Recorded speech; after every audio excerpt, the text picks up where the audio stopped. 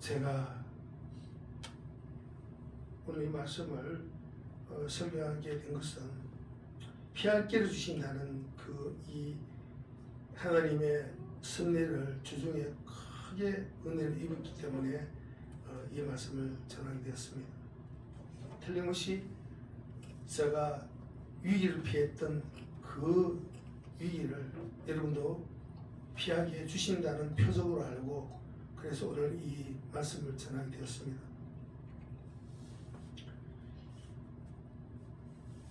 선절로 생각했는데 우리가 지금 넘어져 있다면 오늘 말씀이 참 적합한 말씀입니다. 살아가면서 몇 번씩 이제 좀 여유가 생겼구나 라고 생각했는데 그게 아니었구나, 착각이었구나 그렇게 한탄하면서 이제 믿음이 좀 단단해져서 어려운 일도 내가 참 감당하겠구나 했는데 다시 시험이 들고 시련이 찾아오고 그래서 영적으로나 아이처럼 그런 말을 디디면서 된다 할 때 오늘 하나님의 말씀 넘어질까 조심하라 이렇게 경고하고 있습니다. 그래서 우리가 이 영육간의 삶을 살아가면서 엎치락 뒤치락 하는 그 흐름 가운데서 무엇보다도 자기 자신에 대한 관찰력이 참으로 필요하고 자기 자신을 향해서 관찰하는 것이 너무나 중요한 것입니다. 내가 성장한 것이, 내가 완성된 것이 몇 %가 될까? 나를 진단해 봐야 된다는 것이죠. 내가 지금 영육간이 흡뚝 서 있는가? 아니면 지금 넘어져서 자빠지고서 넘어지고 있는 찰나에 있는가? 아니면 넘어져서 무릎이 깨졌는가? 그리고 넘어져서 아파서 울고 있는가? 후회하고 있는가? 내가 뭘 다 실패하고 후회하고 있는가? 아니면 내가 지금 모든 걸 다 털고 바닥에서 털고 일어나고 있는 중인가? 자기 자신을 관찰하고 자기 자신을 초점을 맞춰서 내가 지금 어느 자리에 있는가를 알아야 그 다음에 자기 갈 길을 정할 수 있는 거죠.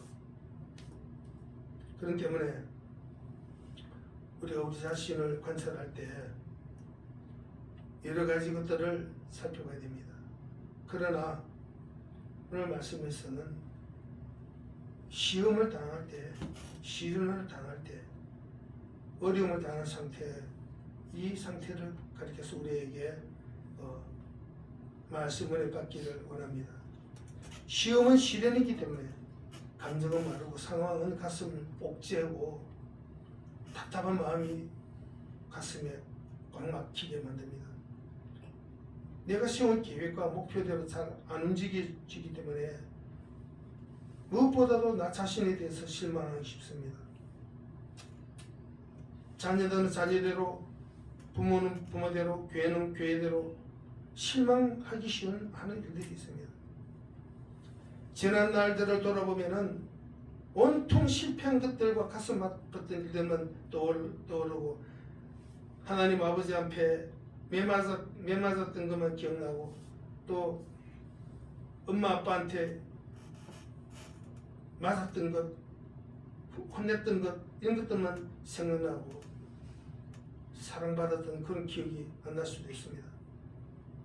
무엇보다도 어떤 일을 극복하기 위해서는 내가 지금 어떤 문제를 해결하고 다음 진도를 나가야 되는데 삶의 진도를 나가야 되는데 내가 나의 문제를 어떻게 타개하고 극복할 것인가 아이디어도 안 나고 그리고 인맥도 없고 사람도 없고 누굴 찾아갈지 생각도 안 나고 모든 것들이 다 꽉 막혀서 돈주도 맡기고 사람도 맡기고 인맥도 막히고 막막하게 꽉 막혀있는 그런 정말 단계별로 어려운 시련을 당할 수 있습니다. 그런데 인생을 실패하는 사람들의 공통점이 있습니다. 격언이 이런 말이 있습니다. 돼지는 눕던 자리에 눕는다. 이런 격언이 있습니다. 돼지는 더러운 똥을 싸놓고서는 돼지우리에서 자기가 똥을 싸놓고서 그 똥산 그 위에 몸을 들어누워서 쉰다는 거죠. 게임하다 시험을 망쳤으면 시험을 망친 다음에 공부를 해야 된대. 기말 시험 무슨 시험 끝나도 다시 게임을 또 하는 거예요. 게임한 자는 게임한 대로 망하고 게임으로 계속 망가지는 거예요. 그리고 뭐 스포츠 토토 뭐 어떤 그런 스포츠 도박 무슨 도박하다가 집을 망친 사람은 기껏 벌어가지고 집을 사놓은 거 집을 팔아가지고 집을 팔아서 그 돈으로 도박하러 또 가는 거예요. 저 자식 전세 사던 거 월세로 옮겨놓고 또 도박하러 가서 또 돈을 다 날려버리는 거죠.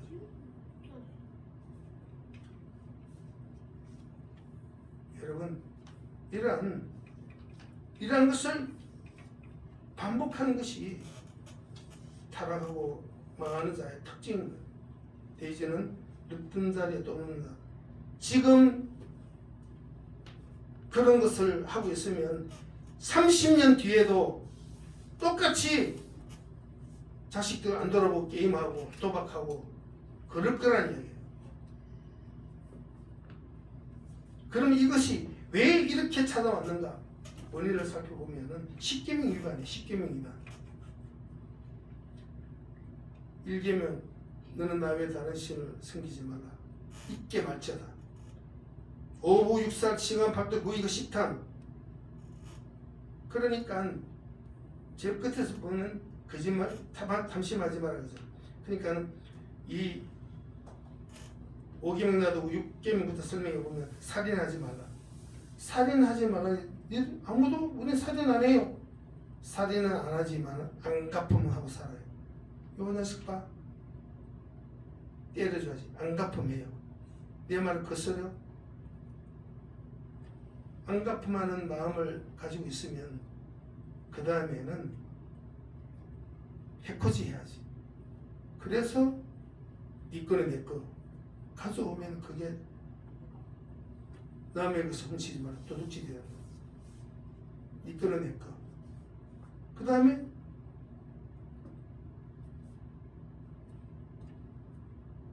육살 치감 8도 간음이라 그러니까 바람 피우는 것만 간음인 줄 알아요? 하나님과 우상 숭배를 양다리 걸치는 게 간음이에요. 돈 버는 것과 예수님을 양다리 걸치면 간음이에요. 훔치면 그 다음에 거짓말하죠. 그거는 이웃의 것을 탐내지 말라는 십계명 위반이에요. 그러면 이렇게 죄를 지으면 내 부모를 공경하라. 아버지 말을 어기게 되니까 그러니까 이 5계명 위반이 됩니다. 육신의 아버지께 죄를 지으면서 1계명은 괜찮아요. 아니죠. 1계명은 더 많이 흔히 많이 범죄하게 됩니다. 이제 시험 당할 즈음에 피할 길을 내셔서 우리 어능이 감당할 수 있게끔 하신다고 오늘 말씀하셨죠. 그죠? 그래서 이 말씀 믿습니다. 시련이 다가왔을 때 피할 길을 주신다.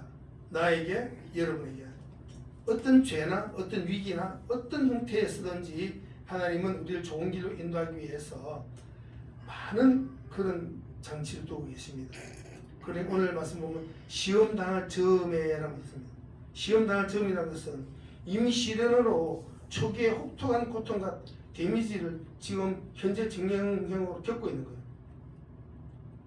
여러분 이 UFC나 복싱, WC 복싱 경기에서나 링에 오른 선수가 열심히 라이트 스트레이트 때리고 훅 날리고 확 치고 들어가다가 딱 카운터 펀치 한 대 맞아서 휘청하면서 다리가 풀리면서 연신 때리다 한 방에 다리가 풀려가지고 막 중심을 잡으려 할 때 카운터 펀치 결정타 딱 맞았을 때 비터거릴 때 어떻게 해야 됩니까?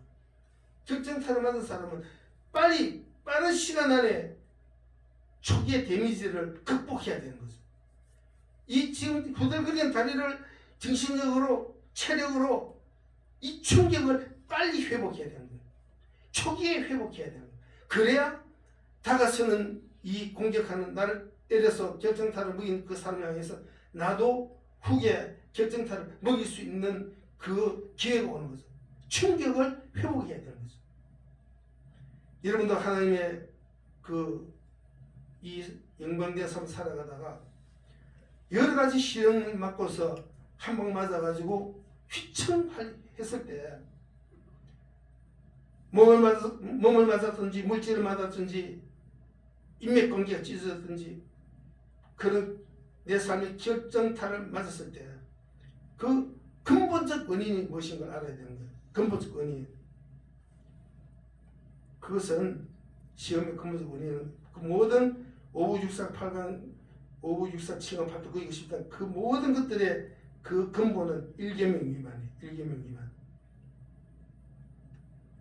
우리는 우상숭배 안 한 것 같아도 엄청 다양한 텔레비, 이 드라마, 영화, 게임을 통해서 그게 몰두하면서 자기도 모르게 사탄의 문화를 흡수하면서 그러면서 자기의 그 영혼 속에 어두운 그림자를 한 겹, 두 겹, 세 겹, 네 겹 이렇게 쌓아가고 딱지처럼 쌓아가고 있는 거예요. 귀신과 난 교제 안 해요. 난 유혹받을 일이 없어요. 난 한 번도 세상에 태어나서 제사를 지낸 적 단 한 번도 없어요. 우리 집은 기독교예요. 라고 말하지만은 일계명 위반이 수두룩합니다. 너는 나 외에 다른 신을 있게 말지어다 하셨는데 언제나 죄지을 기회가 있으면 하나님은 후순이야. 예수님도 후순이야. 개밥 줘야 되기 때문에 예배 못 가요. 그럼 하나님 개만 또 못한 하나님이야. 그리고 오늘 아들 기말 시험이라서 예배 못 가요. 아들 선생님한테 데려다 주기 때문에 오늘 예배 못 드립니다. 그럼 아들이 주님 위에 있는 거지. 그렇지 않나 때문에 오늘 예배에 빠질게요. 예배에 문자 하나 보내고 땡. 다 일계명 위반이에요. 이렇게 비틀비틀 그 비틀비틀 그런 모습이에요. 비틀비틀 할 때 피할 길은 어딘가? 오늘 말씀 보면요. 강한 쪽을 선택하는 것이 이기는 것이라 했습니다. 귀신이 강한가 하나님이 강한가? 오늘 말씀이 나오잖아요. 여러분 귀신 섬기는 형제나 친척이 무서운가? 그 친척이 무서워서 예배에 드리지 않고 눈치 보는 것. 형제 자매나 친척이 무서운가? 예수님이 무서운가? 자기 자신한테 대답 한번 해보세요. 귀신의 해코지가 무서운가? 하나님의 간섭과 처벌이 무서운가? 한번 생각해 보세요. 어느 쪽에 얻어맞으면 더 데미지가 센가? 절대로 귀신한테 맞는 그 결정타가 될 수 없습니다. 하나님 앞에 맞으면 팔다리 다 날아가고 회복될 수 없는 징계를 받지만 귀신은 무섭죠. 아주 복음의 능력이 있으면 귀신은 물리칠 수 있어요. 주님은 피난처이십니다. 여러분 아셔야 돼요. 여러분이 막막할 때 여러분 자신과 여러분 자녀에 대해서 여러분의 이 격려에 대해서 막막할 때 그 피난처는 주님이신 거예요.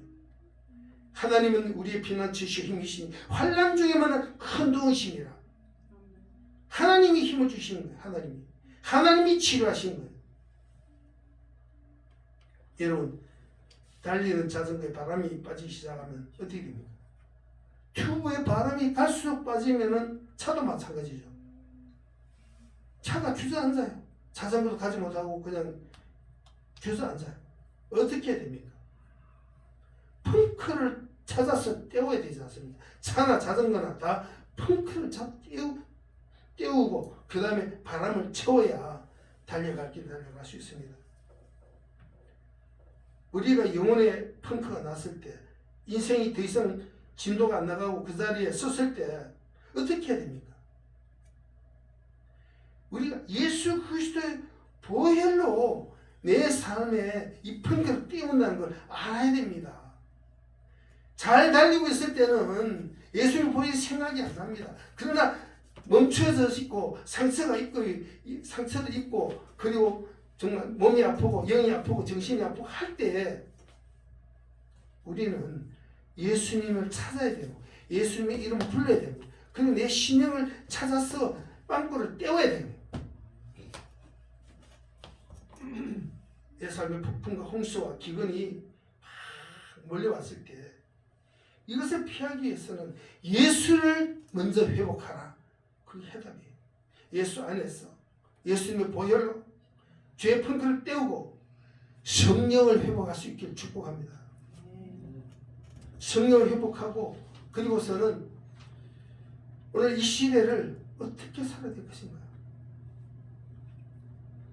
환란의 때에 총알이 빗발치는 그 전쟁터에서 여러분 목숨을 살기 위해서 토치카 안으로 몸을 날려야 됩니다. 토치카.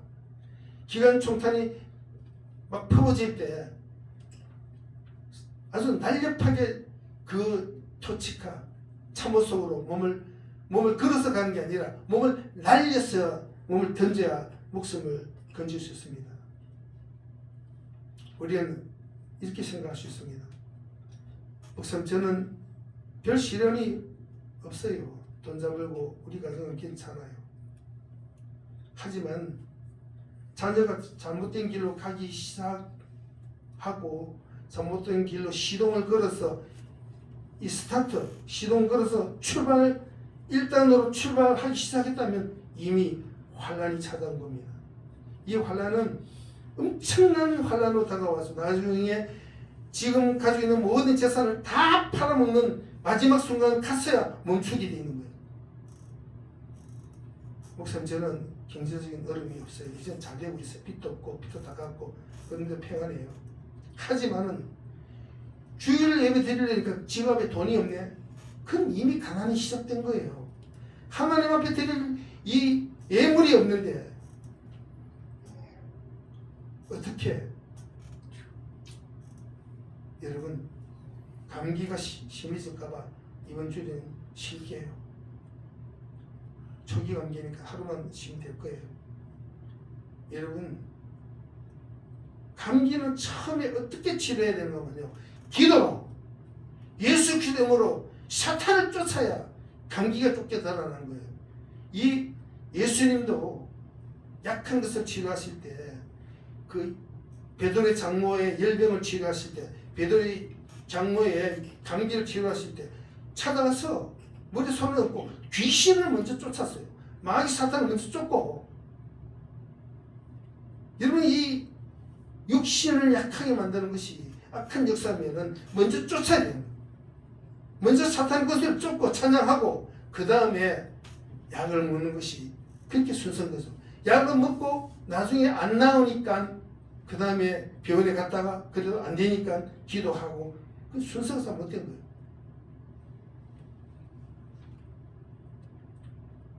여러분 하나님 내주신 치료 강선을 포기하면 절대로 안 됩니다.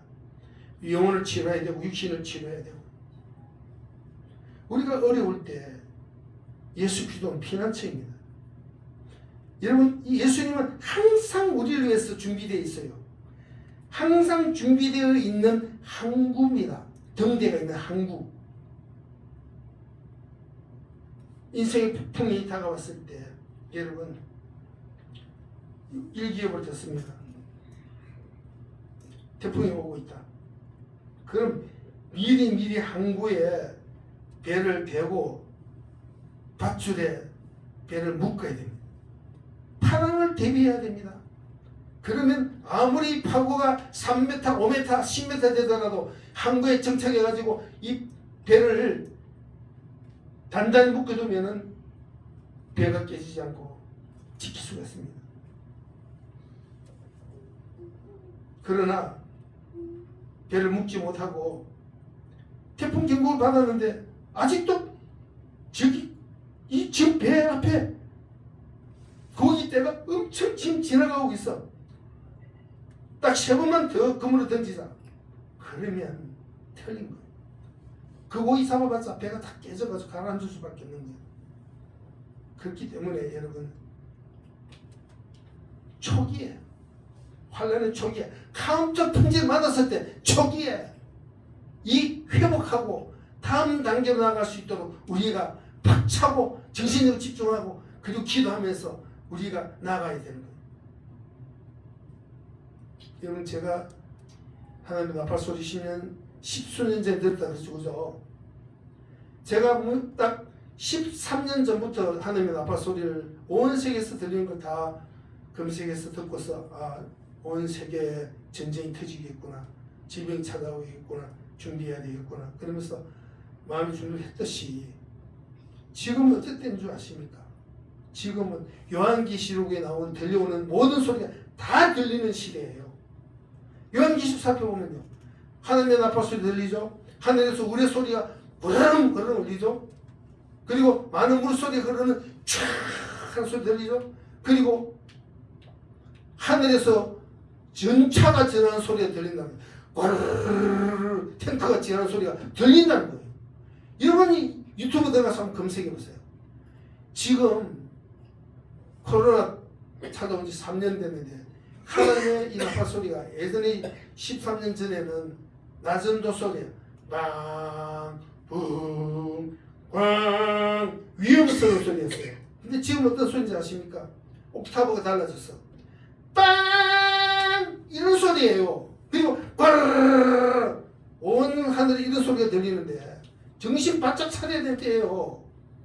뭐 나도 다 알아요. 교리 공부 다 해봤어요. 하나님 심판이 온다 하는데 그 다가오니까는 그 소리가 들리더라도 끝은 아니에요. 그러니까 지금 끝 아니에요. 걱정 마세요, 목사님. 이런 이야기 할 수 있어요. 그러나 하나님의 심판의 징조가 모든 나라에 다 홍수와 기후 재앙과 다 나타나고 있는 이때에 우리나라는 멀쩡할 줄 알아요? 이태원 사건을 보세요. 그냥 거기에 대해서 결과를 이야기하지 않습니다.